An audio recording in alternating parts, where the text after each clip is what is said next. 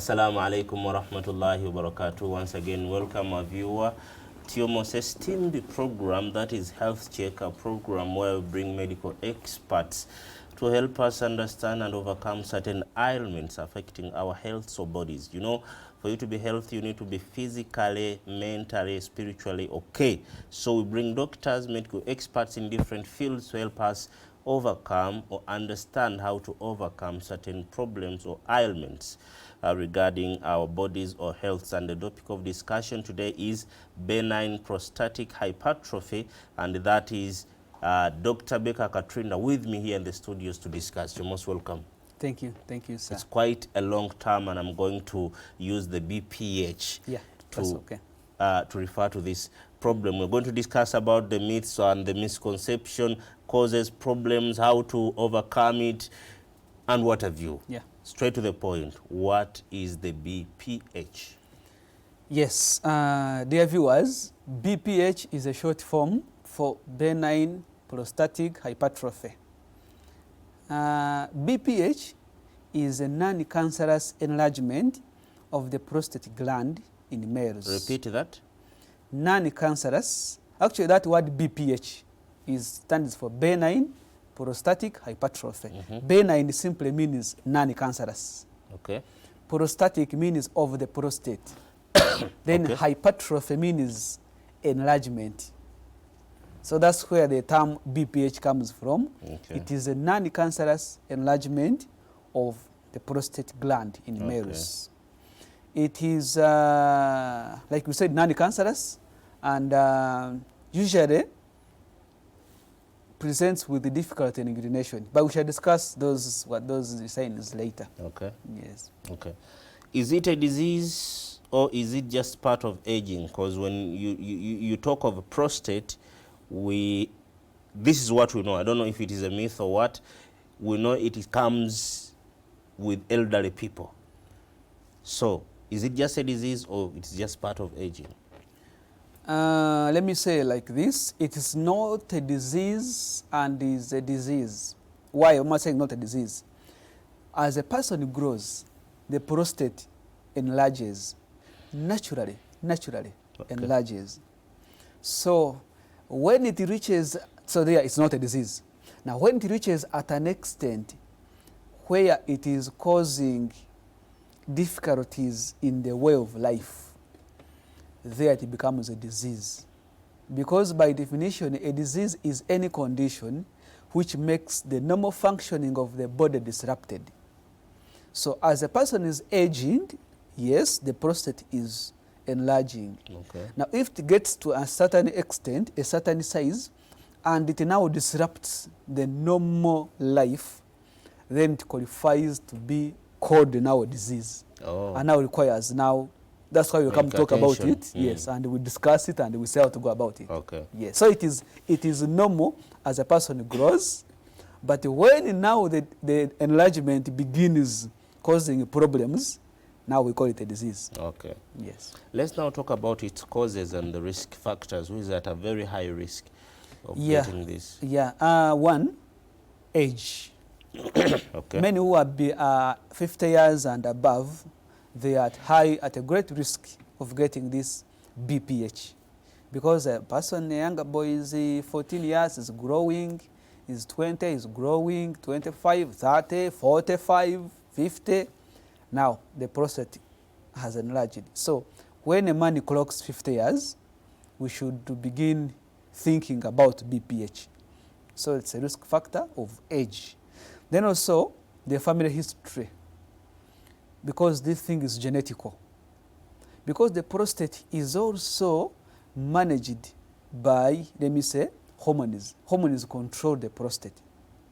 Because the importance of the prostate is to release, let me call it fluids, in the simple man's language, in layman's language, fluids which are used during ejaculation, during sexual intercourse. Okay. So it is hormonal, let me say, the control tower of this prostate function, they are hormones. So when a person has this condition, it is most likely to be passed on to his boys, his children, or his grandchildren. So family history. If your father had it, or your great-grandfather had it, you are also at a high risk of developing it. Another point is obesity, those who are obese. In a common explanation of this, in a simple explanation of this is, when, for example, assuming I'm this size, when I'm growing fat, the body grows uniformly. Okay. The head will be big, the arms will be big. You get? Yes. So now even the prostate also becomes big. Oh. Yes. But also the most interesting part here is those who are obese, most of them don't do exercises. So there is a fat accumulation. So the prostate mostly also becomes enlarged. So obesity becomes a problem. Now let me add this, lack of exercise. Now a person is obese, doesn't do exercise, eats a lot of red meat. Actually, red meat eaters, they are at a great risk of having this prostate cancer. Seriously? Yeah. Remember, I always say diseases are caused by a collaboration. The way you see a government to be removed, sorry to say, but a government to be removed, there are very many rebel groups which come together, or very many factors which come together to a culmination of a removal of a government or a coup d'etat. Now also a disease to be caused, there are very many collaboration of risk factors to cause it. For example, think about this, a person has a family history of this BPH, a person is now obese, now doesn't do exercises, and eats red meat every 4 times a week. So what do we expect?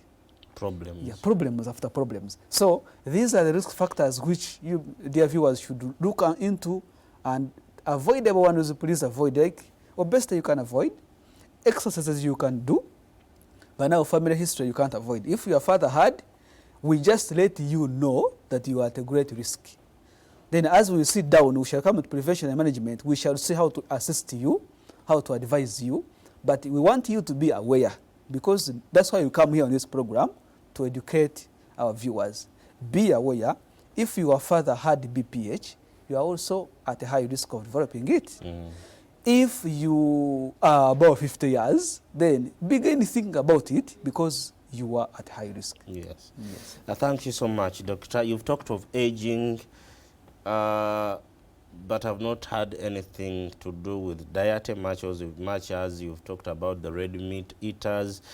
Should we assume that the diet has something to do with the prostate health? Absolutely. Thank you. Very, very important. That is a very important issue in this case. Like we said, red meat eaters. Okay. We don't say people shouldn't eat red meat, but we say limit. Because I am very happy to tell you to eat green vegetables every day. I'm very happy to say that, but I will be doing you a disservice if I say eat red meat every day. That will be a poison to you. That will be a disaster. Okay. So you want your meat, eat meat, but at least regulate. If you can eat once a month, good. If you fail, at least twice a month, but not every weekend red meat, really, or every after 2 days. There are people who eat red meat 5 times a week. That's very dangerous. So that is very important. Prioritize vegetables, prioritize tomatoes, fruits, cabbages, you know, those things help a lot to support prostate health. They actually keep it in check, and they keep it healthy, and therefore it does not enlarge as fast as it would. So that is very important in managing this. Okay. Thank you so much, Dr. Becca Katurinda. Mind if you talked about the symptoms, how does one know that you might be having the BP? Is it BPH? BPH, yes. Okay. Yeah, very, very important as well. Because as we are talking about risk factors, it's also important for us to discuss the symptoms, so that if a person has, they can easily tell. Okay. Now, one is issues with urination. We mentioned and we said the prostate enlarges as a person is aging. Now, as it enlarges, it will replace on the urethra the passage of urine. and as well as the semen, let me say the man's fluid, when they are during intercourse. So it is very, very common for for BPH patients to have difficulties starting and stopping urination. Why am I saying so? Because the urethra is blocked by the enlarged prostate, it needs first to be placed hard for urine to pass. Therefore, a man will feel difficulty in starting to urinate. And also, there's what you call painful ejaculation. During sexual intercourse, when a person is released, there is a lot of pain in order to place that part which is already placed, the urethra, for the semen to come out, the fluid to come out. So those two symptoms are very, very common.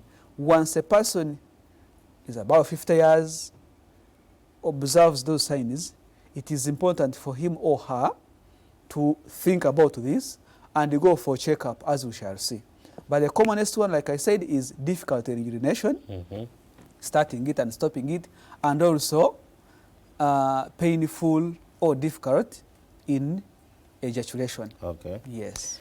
And now those are some of the symptoms. How about if we talked about the management and treatment? Yeah, this is broad, but we shall try to summarize it. In management, first of all, we talk about, almost whenever I come here to discuss, I talk about prevention as a way of management. Yes. Now, here, it is kind of tricky, because if your father had prostate cancer, I will not tell you not to be born by that father because you're already born. So now we shall come to ways of preventing it. One, by exercises. Two, eating healthy. Avoid red meat. Maintain fruits and vegetables. Number Can three, it be genetic as well?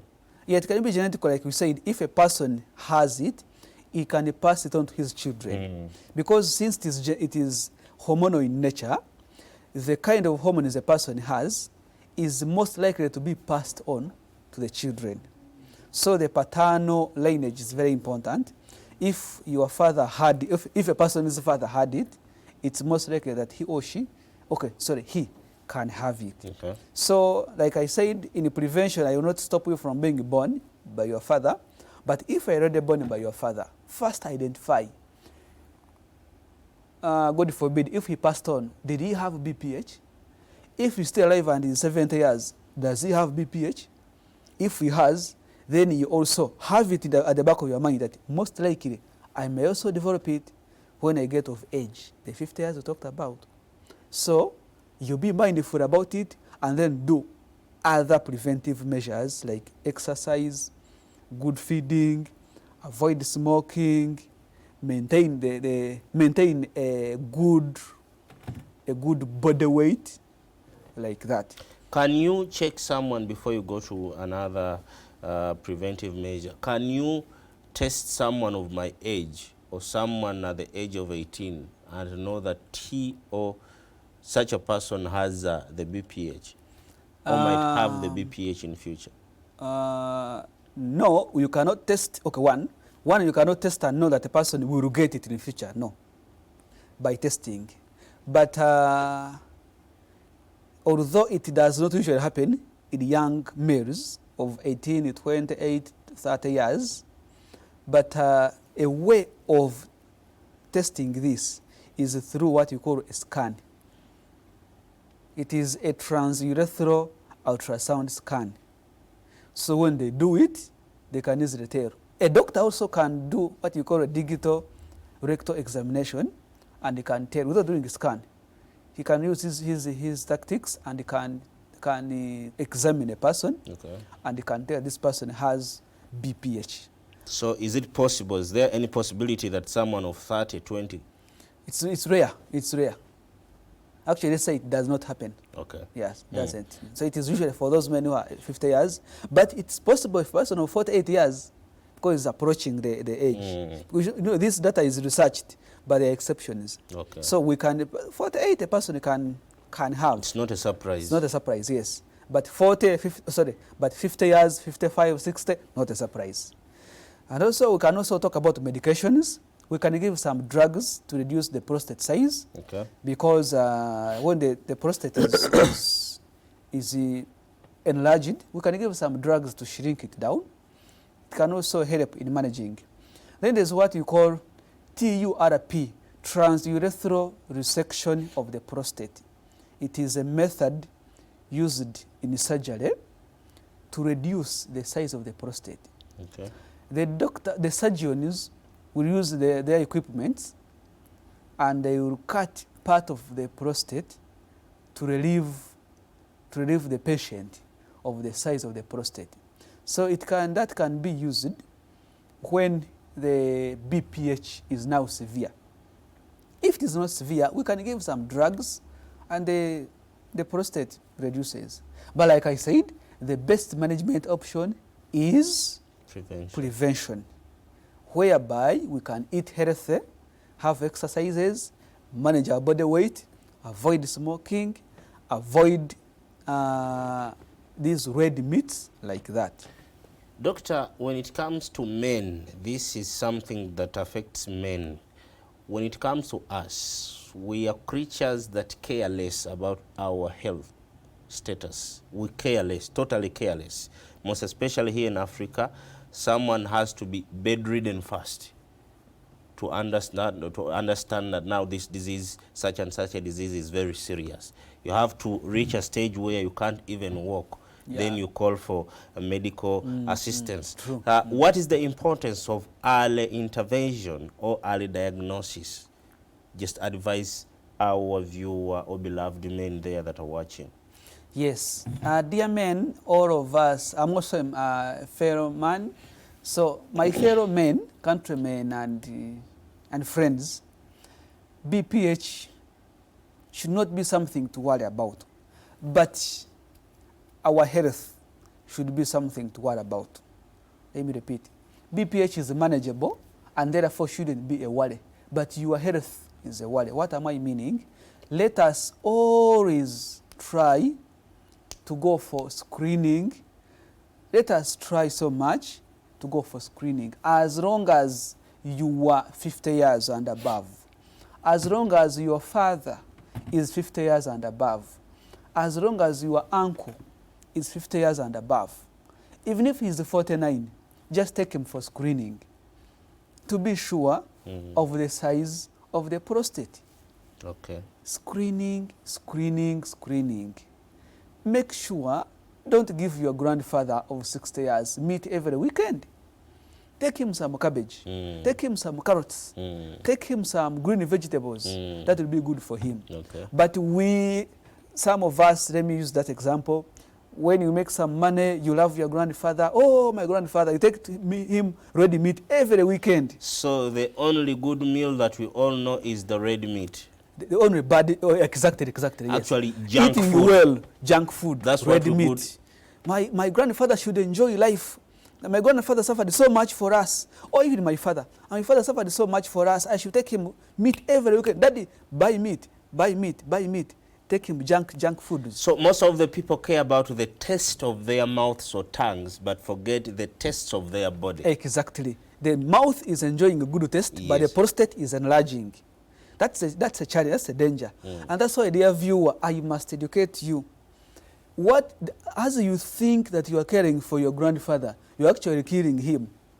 What you are calling care is actually, you are actually a terrorist to your grandfather. Unknowingly, you're destroying your grandfather, you're destroying your uncle, you're destroying your father. Exactly. You are destroying your relatives, thinking now you came to the city, you have some job, you have money, you can send 50,000 every weekend, and you command, buy meat at the butcher, buy meat. 60 years of age, 70 years of age, someone can't do away with sodas. Too much sugars. Every day soda. Of course, they say buy meat and some soda, a big bottle of 2 liters. 2 liters. 2 liters. Grandpa, let my father enjoy. Enjoy life you cared for us. Please enjoy. We are your grandchildren. Oh, we are your children. We work for you. Want you to die when you are a happy man. You are killing your grandfather. You are not anyway helping him. you are killing him. That's why our great grandfathers, before our sodas came, Yes. and what they used to have their vegetables, their water, their local Juices. the local juices. They could get their oranges and mangoes, make juice and drink that. Actually, there is a village where I grew back then, Butambala, some time back. Whenever I wanted to take tea, we did not have to go and buy sugar from shop. Rather, my auntie, we had a garden of sugarcane. She could just go in the garden, pick a sugarcane, smash it, then boil it with water in the kettle and put some spices. That is tea for us. Interesting. No side effect, no complication. Wow. You get it? Natural. So as you are taking for your grandfather this red meat, you are taking for him these sodas every time. He's enjoying in the mouth, but the prostate is enlarging. His health is going. Yes, yes. Take him a sugar cane, take him cabbage, take him carrot, say, Grandpa, please eat this. Let us also take the initiative of educating our grandparents, of educating our fathers. Actually, some of them have also been taught to think that soda is modernity. Yes, actually. If you go to your grandfather without a soda, you say, my grandson, you don't love me. All your money is you are giving me. These cabbages we grow on with them. Don't bring me cabbage, bring me soda. So it is also important, very important, that even us, we educate our fathers, we educate our grandfathers that, Papa, Grandpa, drinking soda is not healthy living. Grandpa, eating cabbage is actually healthy living. So very important, let us improve on the diet of our fathers, our grandfathers, our uncles, and our people. Okay. Thanks so much, Doctor. We can't sign out without talking about the myths and misconception. But what is bothering me is, first, we need to talk about, many people believe that the BPH is caused by too much conjugal relationship or sexual intercourse and masturbation. How true is this? Absolutely not true. Let me debunk that myth very fast. Prostate cancer is caused by aging and hormonal changes. As a person is aging, the hormones are changing, and also the prostate is naturally enlarging. Not conjugal rights, no masturbation. Those have nothing to do with it. Okay. This is absolutely hormonal in nature and age. Yes. Okay. Now let's talk about the impotent issue. Does it mean that when a man has reached this stage of the BPH, does it mean he's weak or impotent? It has been a misconception, but let us put it clear. BPH does not cause impotence because it does not cause erectile dysfunction. Okay.